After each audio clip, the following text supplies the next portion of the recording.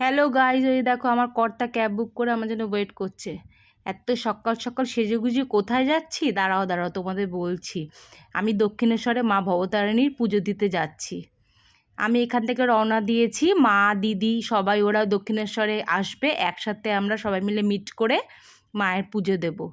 সকাল সকাল মাকে পুজো দিতে যাচ্ছি, মনটা এত ভালো লাগছে আমার, খুব ভাল লাগছে মনটা আমার।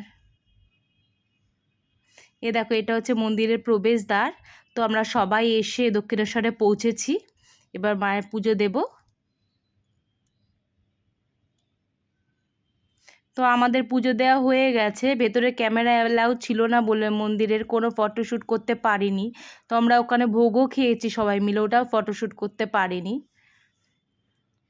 এখানকার পরিবেশটা এত সুন্দর, এত মনোরম যে আমাদের সবারই ভীষণ ভালো লেগেছে। ওখানে দাঁড়িয়ে আমরা সবাই নিজেদের মতো একটু ফটোশ্যুট করলাম, একটা করে ক্লিক নিলাম, নিয়ে আবার যে যার মতো আমরা ক্যাবে করে বাড়ি ফিরলাম। জয় ভবতারিণী মায়ের জয়, মা সকলের মঙ্গল করো।